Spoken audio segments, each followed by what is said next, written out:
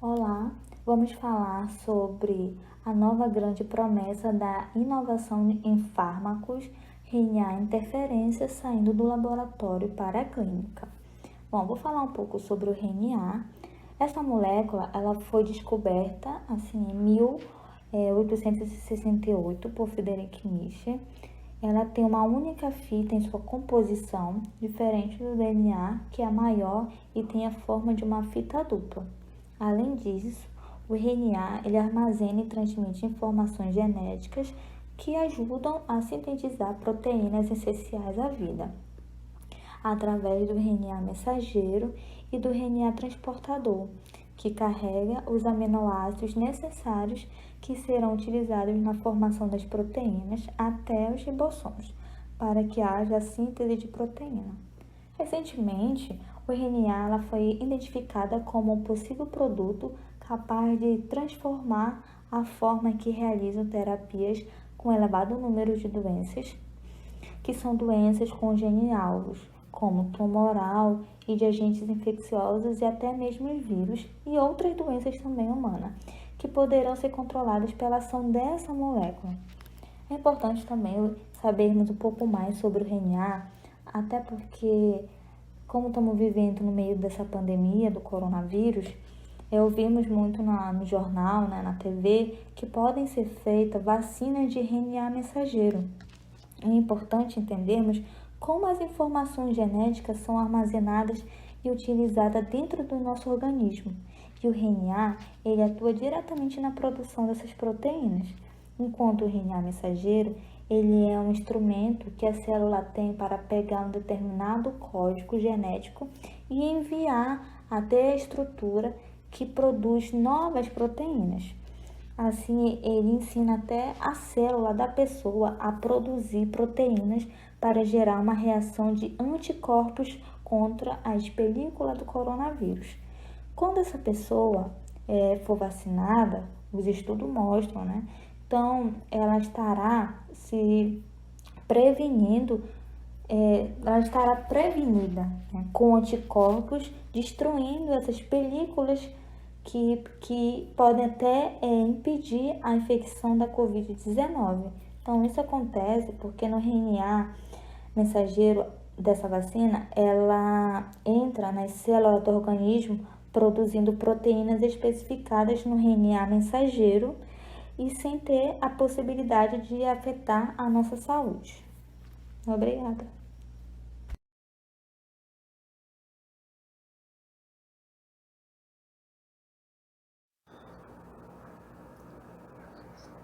O gene se liga à enzima de RNA polimerase.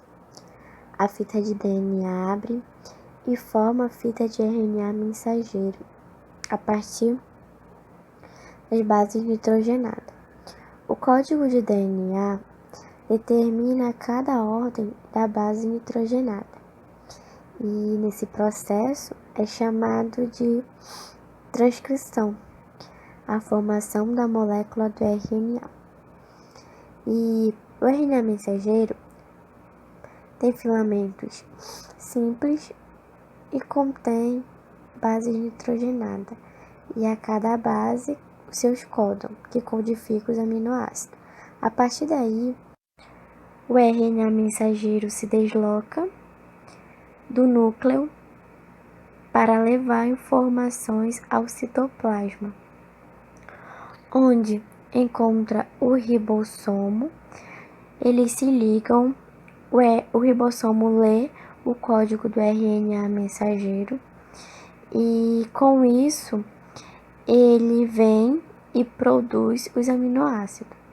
E também nessas moléculas tem o RNA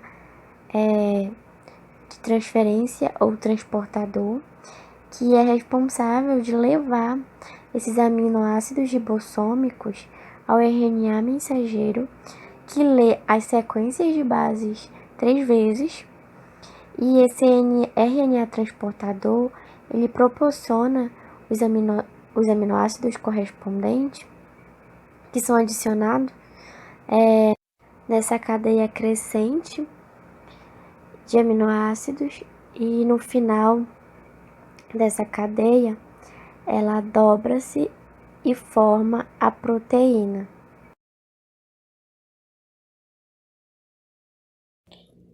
Frade e Mello resolveram fazer experimentos no vermes Nematodes elegans.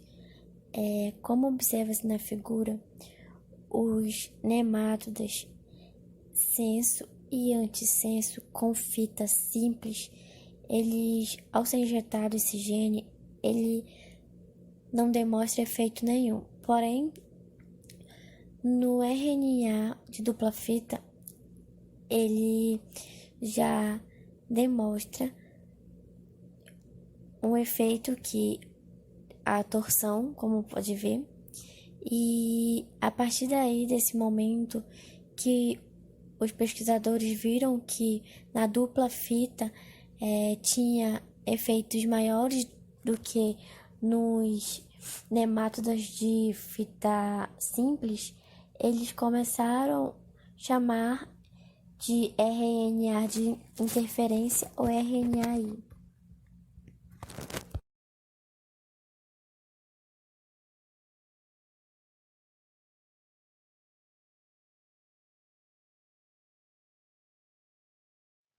No núcleo da célula, ocorre a formação dos RNAs não codificantes de proteínas. Esses RNAs podem se combinar e se arranjar, formando uma fita dupla na forma de um grampo de cabelo. O nome deles é RNA dupla fita, que são processados para formar fragmentos chamados de microRNAs. Os microRNAs têm a função de se combinar ou complementar com RNAs mensageiros e impedir que ocorra a produção de proteínas, ou simplesmente destrói um RNA mensageiro que esteja anormal. Esse processo do RNA interferência tem importância fundamental para células eucarióticas, porque regulam a expressão dos genes do metabolismo e crescimento. Imagine o RNA de um vírus na sua célula, ou até mesmo um gene defeituoso. É interessante que a sua célula possa ser capaz de impedir que uma proteína defeituosa seja produzida, e dessa forma impedir também o surgimento de uma doença.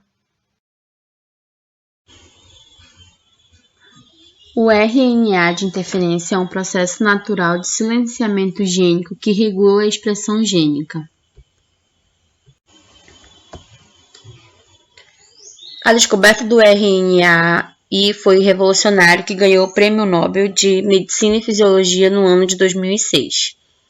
A transcrição gênica se inicia no núcleo da célula, onde o RNA mensageiro é produzido a partir de uma matriz de cadeia dupla de DNA.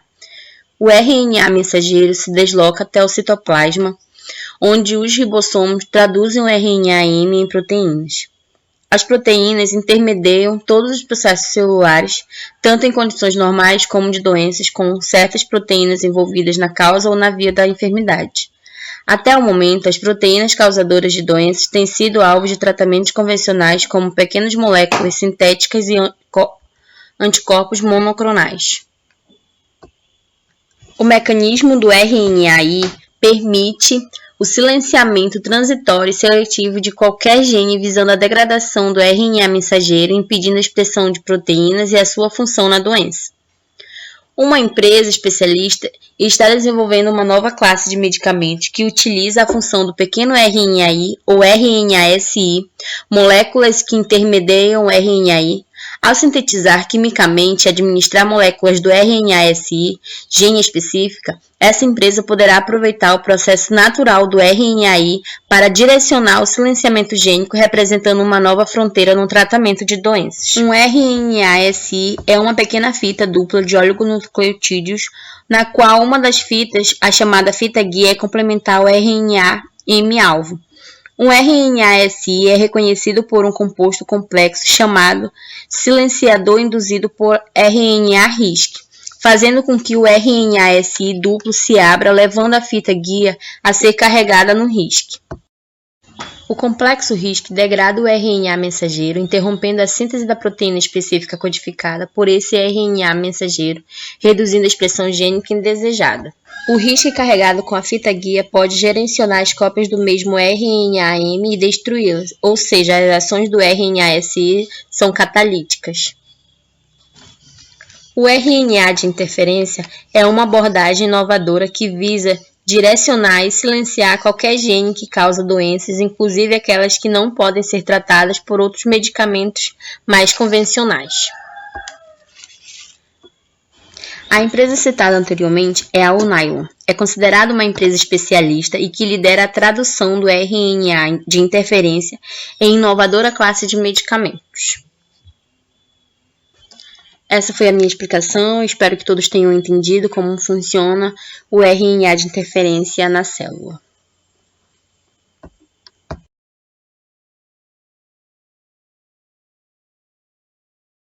In vivo significa que ocorre ou tem lugar dentro de um organismo ou em tecido vivo. Os estudos in vivo são um passo muito importante para identificar níveis seguros de eficácia da terapia molecular, ajudando a garantir que o composto represente o menor risco possível quando for administrado aos humanos. Os testes in vivo geralmente começam com ratos antes de passar para animais maiores. Após injetado, o RNA-SI deve ser entregue de forma eficiente à célula. Por isso, o principal desafio à aplicação da terapêutica de RNA-SI é a eficácia da entrega ao tipo de célula, tecido ou órgão desejado. Devido ao seu tamanho e carga negativa, os RNA-SI não passam facilmente pela membrana celular. Por essa razão, foram estudados vários tipos de carreadores e sistemas que pudessem fazer a entrega do RNA-SI à célula. Um dos tipos de entrega sistêmica do RNA-SI são os lipossomos, que já apresentaram sucesso na entrega eficiente para o fígado. Em um estudo, macacos receberam uma dose única de complexos com lipossomos e RNA-SI, que baixou os níveis de colesterol por 11 dias.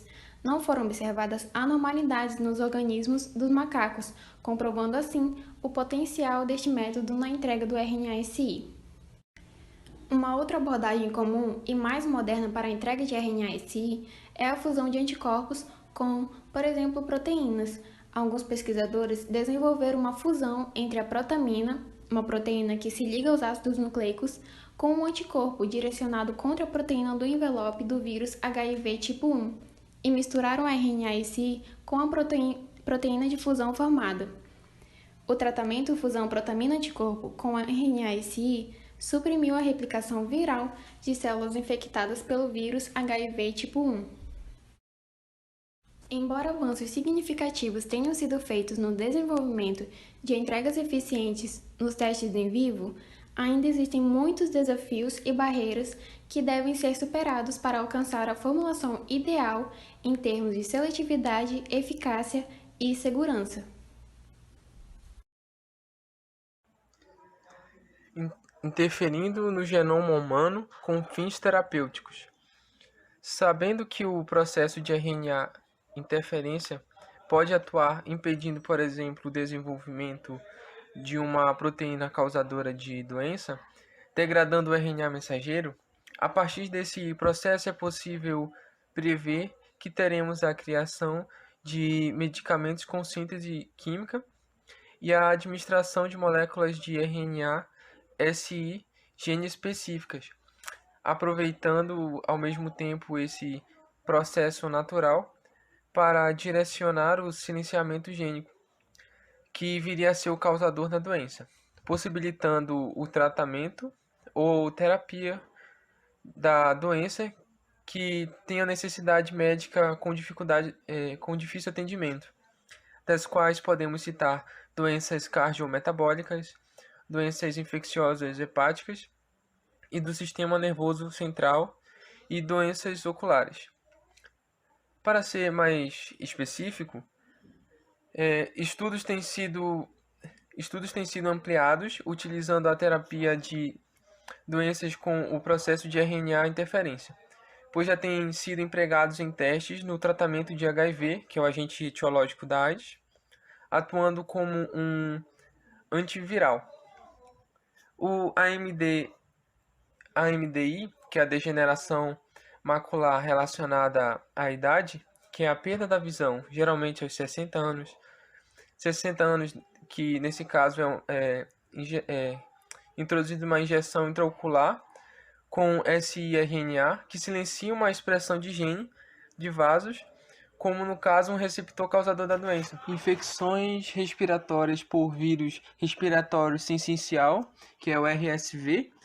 O medicamento é administrado pela inalação de moléculas de siRNA, porque o vírus RSV replica as células epiteliais superficiais do pulmão, que são capazes de endocitar as duplex de RNA, de modo que o silenciamento viral acaba sendo eficiente. A tecnologia de RNA interferência ainda está sendo empregada em protocolos clínicos para outras doenças, como hepatite B, diferentes tipos de tumores, incluindo melanoma, injúria renal aguda, entre outros. Olá! Vamos falar um pouco sobre a corrida do ouro no desenvolvimento de novas terapias com RNA interferência? Então, a forma como é estudado o funcionamento dos genes nas células teve uma verdadeira revolução com a descoberta dos mecanismos de RNA interferência. O RNA interferência tem sido o método de escolha no silenciamento de genes em células de mamíferos por sua seletividade e potência. O emprego de RNA como abordagem terapêutica tem sido considerado altamente promissor no combate a doenças em que a expressão anormal de certos genes pode ser identificada como a causa ou o fator contribuinte. Entre essas doenças podemos citar o câncer, doenças genéticas dominantes, doenças autoimunes e infecções virais. A obtenção de inibidores químicos continua sendo uma alternativa extremamente interessante em várias dessas doenças. Porém, o mecanismo de RNA interferência fornece uma abordagem simples. Por exemplo, o teste de laboratório é transferido diretamente para o leito do paciente, sendo um esforço para o uso dessa nova biotecnologia nas clínicas. Porém, os desafios são grandes ainda, havendo necessidade de novas estratégias para maximizar a ação das moléculas efetoras dentro das células. Os investimentos têm sido tão flagrantes que parecem sim uma corrida do ouro no uso do conhecimento de décadas de estudo do genoma humano. O Brasil possui apenas alguns grupos de pesquisas nas universidades, mas é preocupante esse descaso intelectual, como a gente sabe que os investimentos, tanto para a educação, principalmente na saúde, são quase mínimos, né? Pois nós, brasileiros, a gente tem que pagar caro ainda pelas patentes e pelo uso de novos medicamentos. Em tempos de pandemia, no dia 8 de dezembro, o Reino Unido inicia a primeira campanha de vacinação do Ocidente para conter a Covid-19. Aprovado o imunizante da farmacêutica Pfizer, em parceria com a empresa alemã BioNTech, apresentou eficácia de 95% nos testes de fase 3 e recebeu o aval da Agência de Medicamentos britânica. A liberação é o mais robusto sinal de que a corrida de vacinas em todo o mundo terão desfechos positivos. No Brasil, 2 entregas de doses da Coronavac já chegaram no Instituto Butantan. O maior ponto negativo por aqui está na necessidade de manter as doses numa temperatura de menos 70 graus Celsius, para evitar que a substância perca seu efeito. Isso pode se tornar um grande empecilho em regiões remotas ou muito quentes.